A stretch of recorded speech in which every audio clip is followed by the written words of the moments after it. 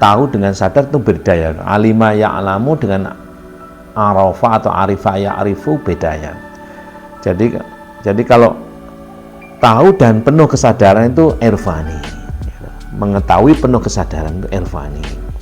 Kalau hanya sekedar tahu ya tahu saja itu beda. Jadi arif dengan alim itu berbeda. Jadi orang alim belum tentu arif gitu ya. Orang yang berilmu itu belum tentu mengantarkannya untuk sadar. Sekalipun dia tahu belum tentu sadar diri. Maka arif ini lebih kepada hati. Nah, dalam konsepsi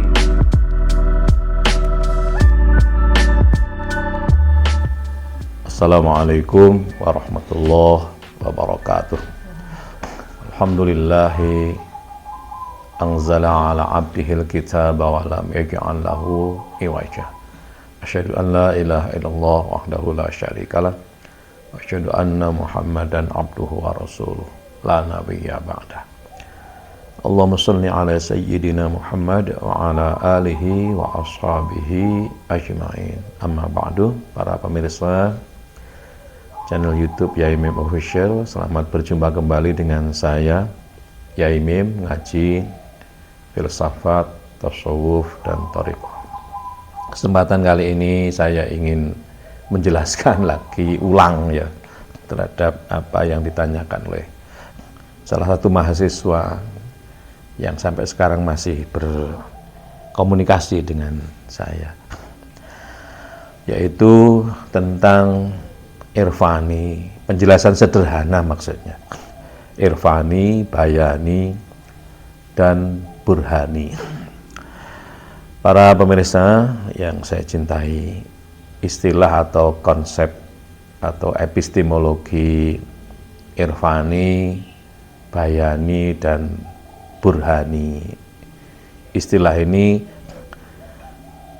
merupakan istilah yang sangat terkenal yang pernah dicetuskan oleh seorang filosof kontemporer ya, namanya Al-Jabiri atau Muhammad Abid Al-Jabiri atau Abid Al-Jabiri yang terkenal, seorang yang berkebangsaan Maroko.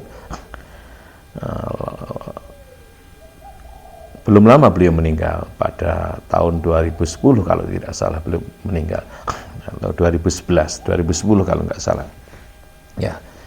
Nah, ini sangat beliau ingin memberikan satu penjelasan tentang bagaimana beragama itu dengan pola pendekatan irfani, atau beliau mengklasifikasikan irfani, bayani, dan burhani. Lalu beliau membuat satu simpulan bahwa yang paling tinggi dan paling utama itu adalah burhani. Baiklah, saya ingin menyederhanakan begitu ya, apa itu irfani, apa itu bayani, dan apa itu burhani. Irfani berasal dari kata arafa ya'rifu irfan, yaitu pengalaman atau sadar, tahu dengan sadar itu beda ya. Alima ya'lamu dengan arafa atau arifa ya'rifu beda ya. Jadi kalau tahu dan penuh kesadaran itu irfani. Mengetahui penuh kesadaran itu irfani. Kalau hanya sekedar tahu ya tahu saja itu beda. Jadi arif dengan alim itu berbeda. Jadi orang alim belum tentu arif gitu ya. Orang yang berilmu itu belum tentu mengantarkannya untuk sadar. Sekalipun dia tahu belum tentu sadar diri.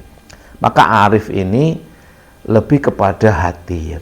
Nah, dalam konsepsi filsafat tasawuf yang artinya adalah epistemologi agama, irfani dimaknai sebagai pengalaman batin seseorang ketika dia berinteraksi dengan Tuhan.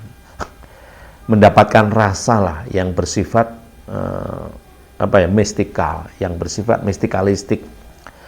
Nah, sifatnya rasa pada diri kita, pribadi, subjektif sekali ini.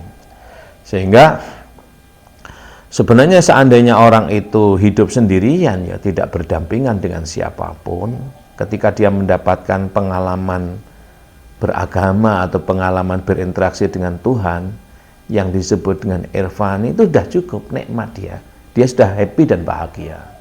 Maka beragama itu tujuannya kan bahagia. Nah, bahagia ditempuh dengan irfani ini. Apa itu?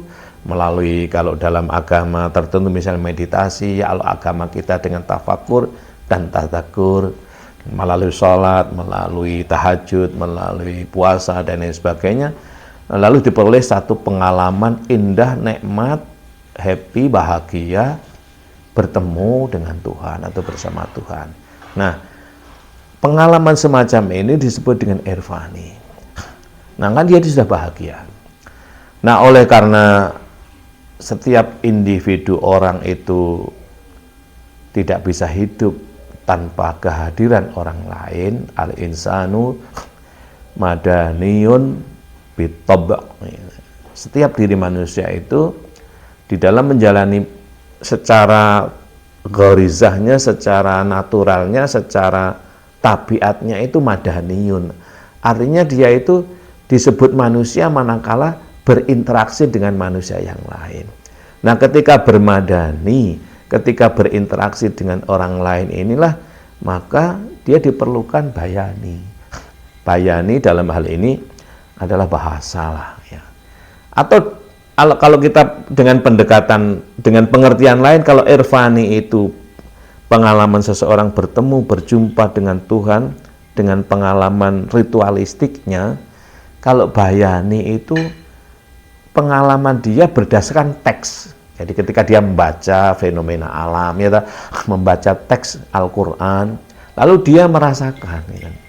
Nah, tapi bisa juga diartikan irfani dia, pengalaman dia berinteraksi dengan Tuhan, lalu merasakan happy dan bahagia bersama dengan Tuhan. Ketika dia bermadani, berinteraksi sosial, perlu menjelaskan dengan bayani. Alatnya adalah bahasa. Nah, berikutnya adalah burhani. Nah, kelanjutan daripada ini, maka ketika dia itu menjelaskan terhadap rasa yang didapatkan berupa irfani, melalui bayani, alatnya bahasa itu tadi, diperlukan nalar gitu loh. Nalar apa, bagaimana, untuk apa. Atau burhani, hujjah yang bersifat rasio, ya, yang bersifat komprehensif, yang bersifat mengikat, radikal dan lain sebagainya. Lalu dalam hal ini aspek filsafat, ya. Karena orang itu kan berpikir, setiap manusia kan berpikir. Nah, menjelaskan lewat bayani bahasa dengan mempertimbangkan pikiran kita, ya, terhadap rasa itu, ini disebut dengan burhani. Sekalipun burhani, hujah-hujah ini tentu tidak mewakili rasa yang dirasakan oleh seseorang. Maka ketika seseorang menceritakan tentang pengalamannya dia berirfani, ya tidak serta-merta bahasa logika, bahasa yang digunakan dengan nalar apa, bagaimana, untuk apa, itu persis yang dirasakan. Nah, dari sinilah maka hendaknya kita, ya kita, siapapun, ketika mendengar cerita seseorang, baik oleh tokoh agama, ahli spiritual, atau apapun, wali, atau seorang mursyid, seorang guru, anutan, seorang habib, seorang kiai, dan lain sebagainya, tentang pengalamannya dia berirfani lewat bayani dan burhani ini, ya tidak serta-merta persis semacam itu. Karena tidak persis semacam itu, jangan tekstual lagi. Dia kan ceritanya semacam itu. Bagaimana kita mensikapinya? Gunakan 3 hal ini dengan pola pikir irfani, bayani, burhani. Apa itu? Kita tangkap polanya. Kenapa dia mengatakan begitu? Kita masuk relung-relung daripada orang yang bercerita itu. Kenapa dia menggunakan bahasa itu? Kok bahasa Indonesia dengan pilihan-pilihan kalimat semacam itu?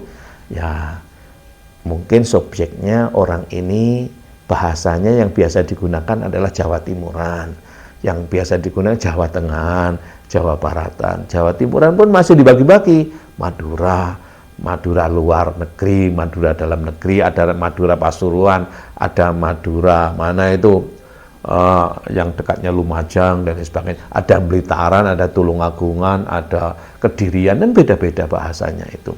Beda-beda bahasa, memang kita lihat budaya. Kenapa semacam ini, lalu melahirkan satu kerangka pikiran yang disebut dengan akod.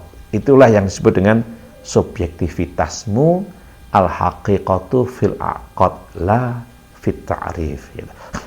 Jadi kebenaran nyata, tangkapan hakikat nyata yang berupa kerangka berfikirmu merupakan olah irfani dan bayani serta burhani terhadap seseorang itu akan melahirkan pola pikir irfani, bayani, burhani yang baru pada dirimu. Disinilah maka sebenarnya ketika saya menceritakan tentang pengalaman saya, lalu didengarkan oleh seseorang, tentu orang itu tidak bisa mengatakan persis yang saya katakan. Kalau yang persis yang saya katakan justru tidak otentik. Maka otentiknya pola pikir atau subjektivitas itu ya ketika orang itu mampu mengkonstruk dengan bahasanya sendiri, dengan hujah burhani sesuai dengan background knowledge-nya, ya, dengan bayani yang ia mampu, dan dengan rasa intuisi yang ia dapatkan. Nah, artinya apa? Bahwa dari sinilah irfani, bayani, burhani ini melahirkan kemajuan-kemajuan dalam berpikir dan berepistemologi agama. Dari sini pula